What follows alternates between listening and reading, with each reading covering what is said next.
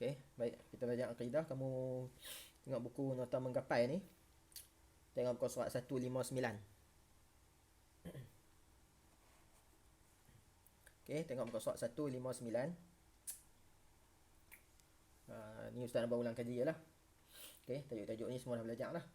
Baru kita nak ulang kaji, nak bagi menambahkan lagi lah kefahaman kita. Okey. Jadi muka surat sebelum tu Ustaz dah bagi dah, itu latihan pun kamu buat kan. Ni kita tengok muka surat 159. Okey, tajuk beriman kepada qada dan qadar. Okey. Beriman maksudnya percayalah. Okey, percaya kepada qada dan qadar. Dia salah satu pada rukun iman lah. Rukun iman ada 6. Rukun yang ke-6 tu percaya kepada qada dan qadar. Okey, qada dan qadar ni benda apa? Kan? Kita kena tahu tu. Baik, tengok dalam kotak atas tu, yang ada bulat tu qada. Okey, belah kanan tu qada, belah kiri tu qadar. Tengok qada dia kata apa? Ketentuan. Okey, ketentuan atau ketetapan yang telah ditetapkan oleh Allah sejak azali lagi. Okey. Ketentuan maksudnya perancangan Tuhan lah. Tuhan dah set dah. Nak hidup berapa lama, okey, mati bila. Okey. Nak kerja apa. Ni Tuhan dah tentu dah. Perancangan lah, Tuhan dah rancang lah untuk kita ni. Untuk setiap makhluk ni lah. Bila Tuhan rancang tu? Azali tu. Azali maksudnya waktu tu tak ada siapa lagi. Tuhan satu lah. Allah dia seorang waktu tu. Orang lain tak ada lagi. Makhluk semua tak ada. Langit bumi semua tak ada lagi. Tu maksud azali. Okey. Tuhan dah plan dah. Okey, tu qada. Kamu kena ingat ketentuan. Okey. Kalau dalam qada apa? Ketentuan Tuhan. Okey, jawab macam tu je. Jawab panjang tu okey lagi lah. Okey. Ingat perkataan ketentuan tu. Baik, tengok qadar pula. Qadar ialah perlaksanaan sesuatu kejadian. Okey. 159. Okey, 0159 buku tu lah, buku Nota Menggapai ni. Okey, qadar ialah pelaksanaan sesuatu kejadian yang ditetapkan oleh Allah. Pelaksanaan ni maksudnya Tuhan buat dah lah benda tu. Okey. Contoh macam contoh esok kan. Esok kita nak sarapan pagi apa kan. Kita tak tahu esok kita nak apa. Kan? Jadi Tuhan dah rancang lah, Tuhan dah tahu dah esok ni kita nak makan apa. Kan? Tuhan dah rancang semua sampai kita mati masuk syurga neraka, Tuhan dah tahu dah. Okay, nak mati umur berapa. Kan? Lepas tu bila sampai masa dia, contoh macam esok. Bila sampai masa dia, contoh pagi-pagi esok kita makan nasi lemak. Tu nama qadar. Bila dah berlaku benda tu namanya qadar lah. Tak berlaku lagi qada. Ketentuan Tuhan baru. Benda tu tak jadi lagi. Okey, macam kita hidup ni lah. Kita hidup ni kita tak tahu mati bila. Mati tu dah qada lah. Tuhan dah tentu lah. Bila sampai masa dia, mati kita. Mati tu qadar. Okey. Qada dan qadar ni dia benda yang sama lah. Cuma qada ni dia dah lama dah berlaku. Okey. Qadar ni sampai masa baru berlaku. Tak sampai masa lagi tak berlaku lah. Baik. Tu sebab ringkaslah qada qadar. Hukum mempercayai dia wajib lah. Tu tengok bawah sekali.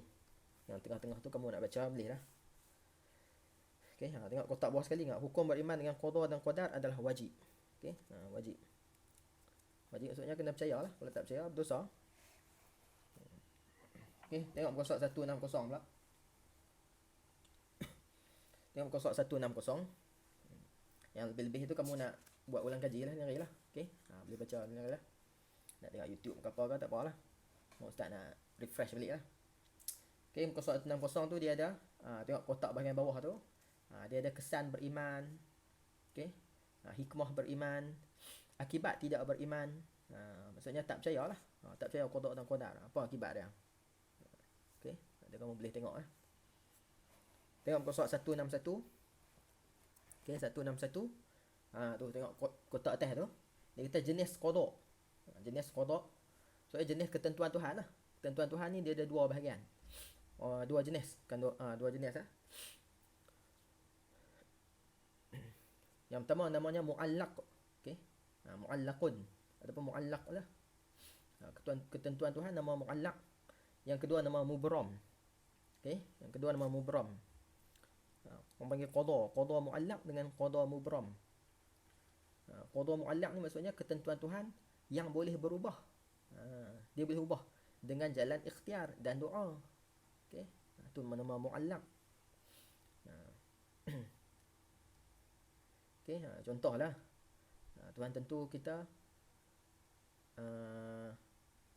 esok pagi, contohlah kita ada apa-apa benda berlaku kat kita kan, kita tersepak batu ke kan. Lepas tu itu ketentuan asal kan. Lepas tu kita, katakanlah malam ni kita berdoa, ya Allah, elakkanlah kecelakaan pada diriku. Esok tengok tak berlaku lah kita. Contoh macam tu lah. Sebenarnya qada ni kita tak tahu lah benda macam mana, sebab Tuhan je tahu. Mana ada orang boleh tahu qada ni. Melainkan benda tu dah berlaku dah baru kita tahu. Okey. Okey, pertama qada muallaq, yang kedua namanya qada mubram. Okey. Mubram maksudnya ketentuan Tuhan yang tidak boleh berubah. Tidak boleh berubah. Maksudnya kalau Tuhan kata tu tak boleh ubah dah. Contoh macam kita periksa ke contohnya kan. Tuan kata PSA dapat 5A contohnya kan. Baca buku ke tak baca buku ke 5A. Tu nama qada mubram. Usaha ke tak usaha ke dapat tu. Ataupun Tuhan kata itulah dia dapat keputusan tak elok kan. Kita baca buku tahu mana pun kita dapat tak elok. Tu nama qada mubram. Cuma kita kena usaha lah sebab kita tak tahu Tuhan tentu hak mana. Hak tahu ni Tuhan seorang lah. Okey, baik. Itu secara ringkas lah. Korang boleh baca lah. Kita tengok soalan dulu. Tengok bawah tu. Bulatkan jawapan yang betul. Baik. Tengok nombor 1 dia kata, hukum beriman kepada qada dan qadar ialah hukum ni jawapannya wajib lah, alif. Ni senang lah ni. Ni kita dah tahu dah. Okey. Hukum ni wajib lah. Wajib maksudnya kena beriman lah. Tak beriman dosa. Semua orang Islam ke orang bukan Islam ke semua kena percaya. Orang bukan Islam pun tak percaya lah. Tak tahu lah percaya ke tak. Kita orang Islam ni kena percaya lah. Dan kita pun belajar. Okey. Baik. Hukum-hukum lain tu macam bar tu sunat. Sunat ni maksud buat dapat pahala. Kalau tinggal tak dapat apa. Okey. Contoh macam kita sembahyang sunat kan. Sembahyang sunat tarawih ke. Kita buat dapat pahala lah. Kalau kita tak buat kan, tak dapat apa. Makruh kalau buat tak dapat apa. Tinggal dapat pahala. Dan haram buat dapat dosa. Tinggal dapat pahala. Okey, tu kamu kena ingatlah sebab sikit dia punya istilah. Okey. Baik, yang kedua. Okey, yang kedua. Berikut adalah bukan contoh qada dan qadar kecuali. Okey, berikut adalah bukan contoh. Bawah ni jawapannya bukan contoh kecuali. Maksudnya kecuali contoh qada qadar lah. Okey, jadi alif qudrah. Qudrah bukan qada qadar. Qudrah tu sifat Tuhan. Sifat wajib bagi Allah. Ba qidam. Qidam pun sifat wajib bagi Allah. Jim rezeki. Rezeki lah qada qadar. Jawapannya jim lah.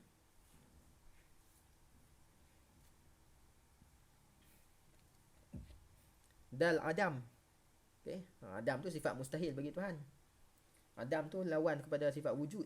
Wujud tu ada, adam tu tiada. Okey, yang adam tu sifat mustahil lah. Baik, yang ketiga. Pilih kesan tidak beriman kepada qada dan qadar. Kesan. Okey, kesan. Jadi jawapannya dah lah. Malas berusaha. Sebab tidak beriman. Kalau beriman dia buat usaha lah. Walaupun benda tu kita tak boleh nak ubah. Tapi kita kena usaha lah sebab kita tak tahu. Kita tak tahu apakah nasib kita. Okey.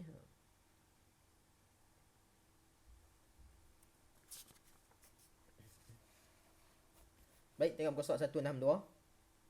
Tengok muka soal 162.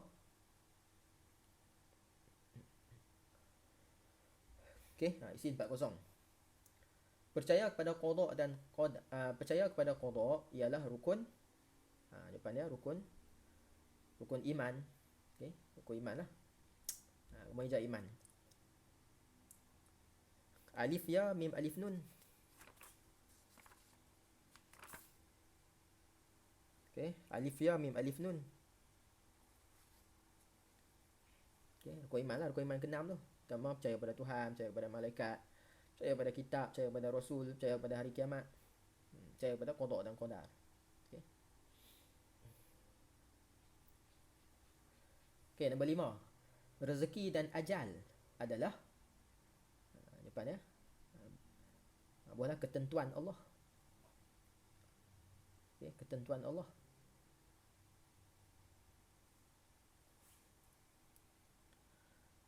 Rezeki dan ajal maksudnya matilah. Okey. Adalah ketentuan Allah.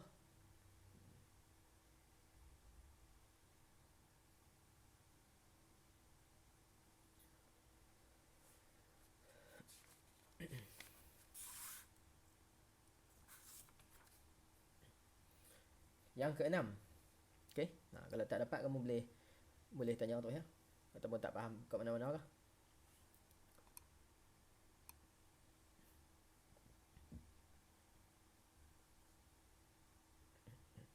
Okey, yang ke-6. Kita hendaklah menghadapi ujian dan dugaan daripada Allah. Okey. Kita hendaklah sabarlah. Okey. Hendaklah sabar. Okey. Sabar. Sabara.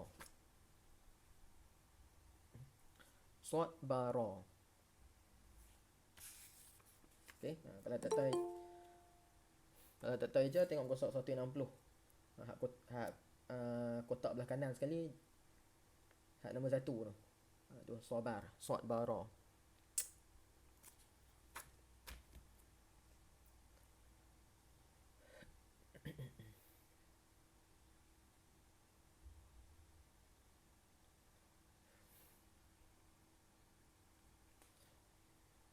Okey, baik.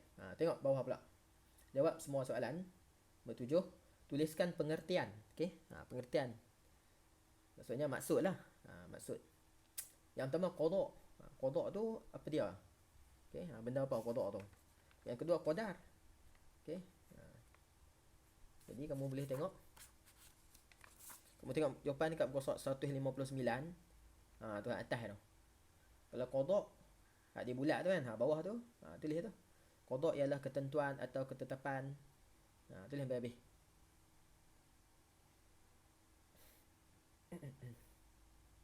Ketentuan Tuhan lah qada ni. Kalau qadar pula ambil hak kotak belah kiri tu. Pelaksanaan sesuatu kejadian. Okey, yang baru masuk tengok muka surat 162. 162. Okey. Jawapan hak nombor 7 tu boleh tengok dekat muka surat 159.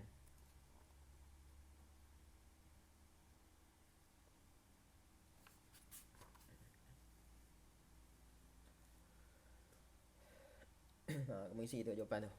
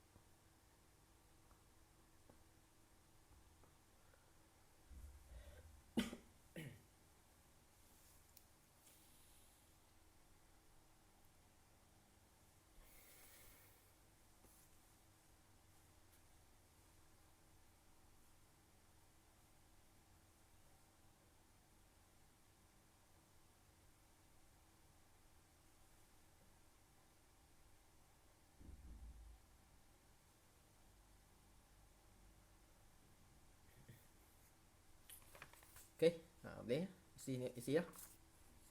Qada ialah ketentuan atau ketetapan yang telah ditetapkan oleh Allah sejak azali lagi. Okey, ketentuan Tuhan lah. Sejak azali. Azali maksudnya waktu tu tak ada siapa-siapa lagi. Bumi tak ada, langit tak ada. Okey. Yang ada Tuhan saja. Lepas pada tu baru Tuhan cipta makhluk-makhluk lain. Okey, qadar pula pelaksanaan sesuatu kejadian yang ditetapkan oleh Allah. Pelaksanaan maksudnya Tuhan buatlah benda tu. Bila sampai masa dia, Tuhan buat benda tu. Bila Tuhan buat tu namanya qadar. Okey.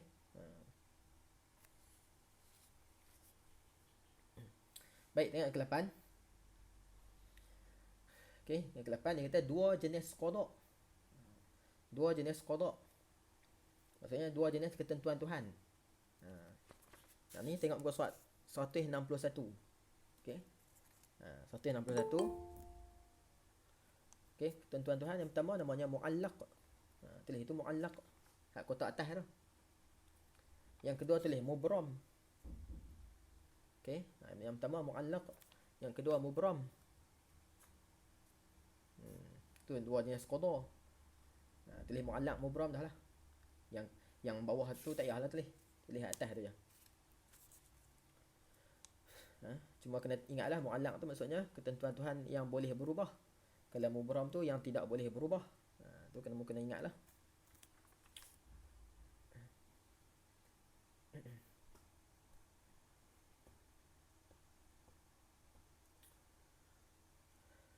Okey, baru masuk tengok muka surat 162. Okey. Soalan 8 tu jawapan dia dekat muka surat 161. Okey, yang atas kali tu. Muallaq dan mubram. Ambil dua jawapan tu.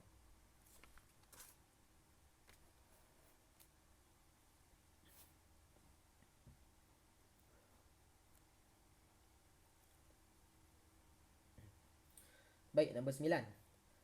Tulis dua kesan beriman kepada qada dan qadar. Tulis dua kesan beriman kepada qada dan qadar.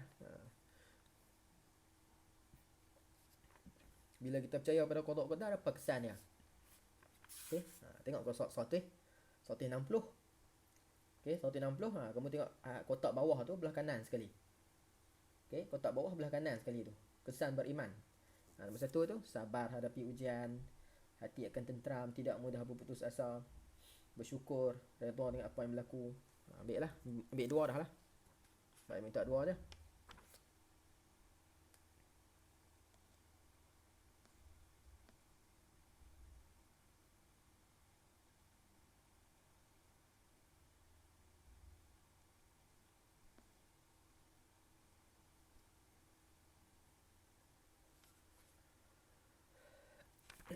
Okey, ambil tengok muka surat 160 tu. Kotak bawah belah kanan sekali. Dia ada 5 jawapan tu, kamu pilih 2 je.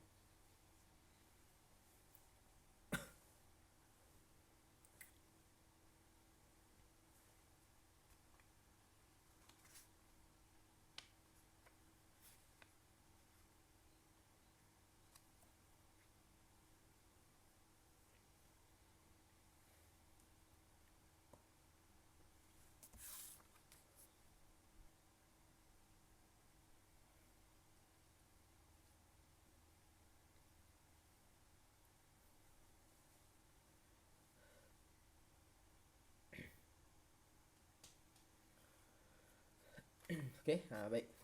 Yang lain-lain tu kamu balik baca balik lah. Okey, baca balik dia punya penerangan tu. Okey, ustaz tuan ringkas je lah.